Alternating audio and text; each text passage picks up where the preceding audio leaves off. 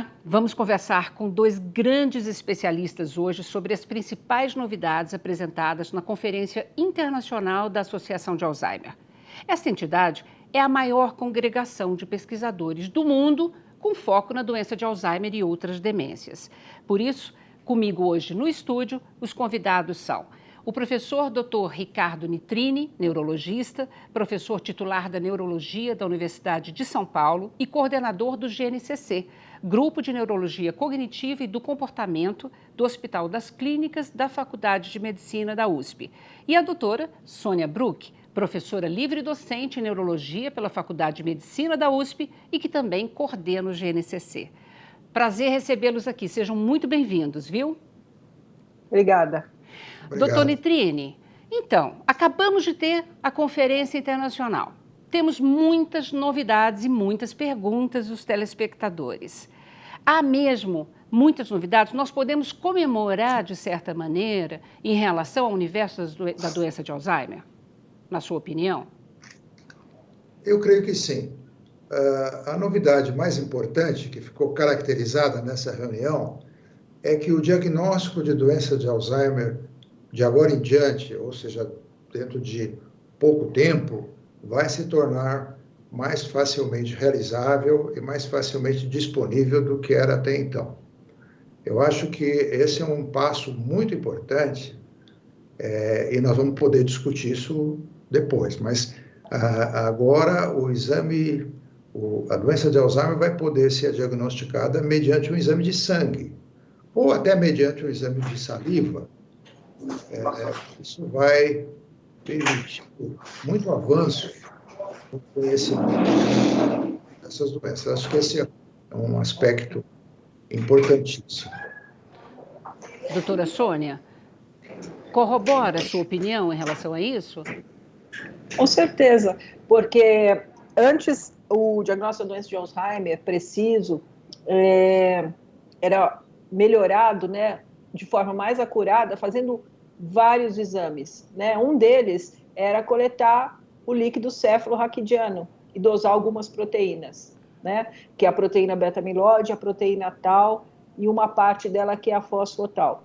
A partir do momento que surgiu esse trabalho demonstrando que isso poderia ter uma acurácia diagnóstica bastante alta com uma dosagem da proteína tau, da proteína fosfotal no sangue, isso é um grande avanço. Obviamente, precisam ser feitos outros estudos em várias populações, né, para se ter certeza disso. Mas isso é um grande passo em facilitar esse diagnóstico. Embora, para que isso se torne de uso comum, ainda vai levar algum tempo, né? A senhora acha que quanto tempo, mais ou menos, ainda se levará para que a gente tenha, por exemplo, o exame de sangue para diagnosticar a doença de Alzheimer disponível? Isso depende primeiro, de novas publicações com mais populações diferentes, né? Então, isso, em geral, demora 1 a 2 anos, né, eu imagino, e aqui no Brasil vai depender de qual a tecnologia necessária para esse tipo de análise, né, porque os equipamentos que fazem essa leitura, eles não estão disponíveis em todos os lugares, né, dependendo do equipamento, às vezes nem é disponível no Brasil, então vai depender disso também.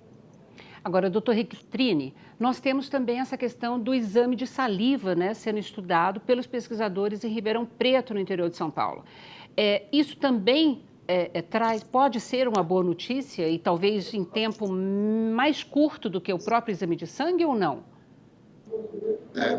Eu acho que são métodos complementares. O exame de sangue já extremamente facilita muito, né, quando comparado, como disse a Sônia, ao exame do líquor, né, que é um exame mais complicado de se fazer, não é um exame tão simples de se fazer, era complicado do ponto de vista de processamento também, e os exames de imagem, que não têm a mesma acurácia do que esses exames de sangue, também são bastante complexos.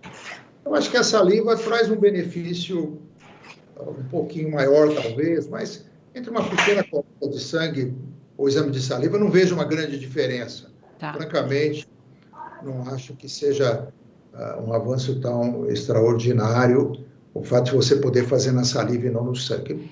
Não acho que isso modifique muito, Tá. né? Desde que a acurácia seja a mesma, é claro que seria preferível fazer na saliva, mas eu não acho que seja essa a modificação.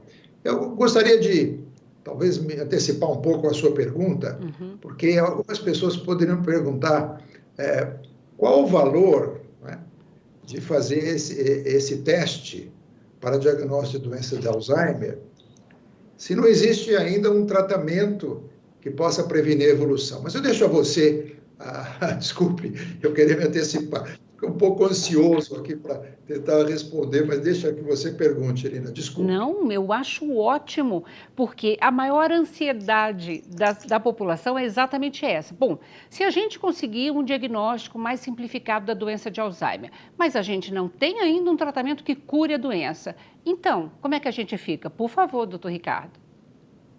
É exatamente isso, quer dizer, muitas pessoas perguntam, né? Mesmo colegas médicos perguntam, bom, tudo bem, você agora vai ter uma maneira de fazer o diagnóstico mais precocemente. Quantos anos você pode fazer o diagnóstico mais precocemente? Ou seja, o indivíduo tem risco de vir a desenvolver doença de Alzheimer. Quantos anos antes?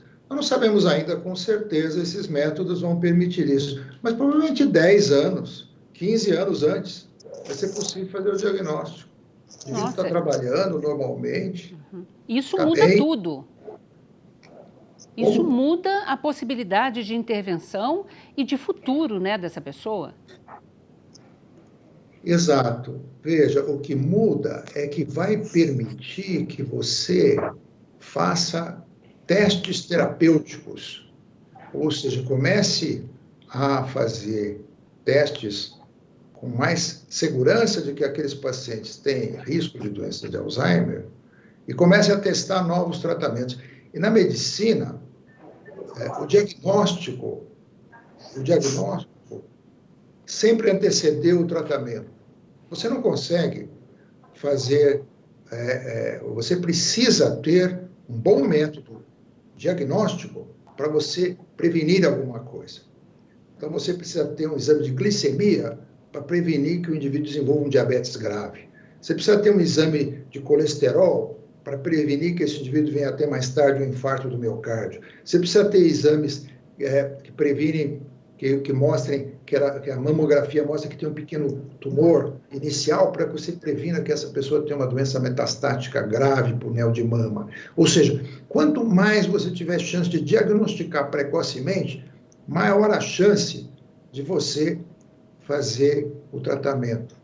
Há anos atrás, quando se fazia um diagnóstico precoce de alguma dessas doenças, pouco se tinha de chance de fazer o tratamento. Mas foi o diagnóstico precoce que propiciou a possibilidade de fazer intervenções que hoje são corriqueiras, que já previnem essas doenças. E a gente espera que isso venha ocorrer na doença de Alzheimer. Mas eu gostaria que a Sônia continuasse nessa mesma linha aí que eu iniciei. Inclusive, doutora Sônia, hoje em dia, enquanto a gente ainda não tem um exame assim de sangue, o processo de diagnóstico, como é feito da doença de Alzheimer? E, em geral, não é tão precoce, é isso? Quando a gente fala nesses exames de sangue que marcam a doença de Alzheimer muitos anos antes dela se tornar clinicamente indetectável, isso é um grande avanço. Porque atualmente a gente tem, o que se supõe é que a doença de Alzheimer seja um contínuo, né? Desde o indivíduo com envelhecimento normal, mas que tenha deposição dessas proteínas anormais, até aquele que começa a ter um declínio subjetivo, quer dizer, ele acha que está pior do que ele era, ao que tem o comprometimento cognitivo leve, quer dizer, o indivíduo ainda é capaz de ser independente, fazer suas coisas, mas ele tem uma alteração cognitiva se comparado com indivíduos da mesma idade dele e do mesmo nível educacional, até chegar na demência, né? Em que a perda cognitiva faz com que o indivíduo tenha um prejuízo funcional. Então, o que a gente faz atualmente é o diagnóstico no estágio de comprometimento cognitivo leve, né? Às vezes, no declínio cognitivo subjetivo, se o indivíduo tem queixa e se preocupa e vai procurar auxílio, né? Mas, em geral, vem no comprometimento cognitivo leve ou já na fase de demência. Então, aí a gente vai fazer a história clínica, avaliação neurológica, avaliação cognitiva, exames de imagem, né? Por exemplo, a ressonância, para descartar outras alterações que deem alterações do quadro clínico, exames de sangue, né?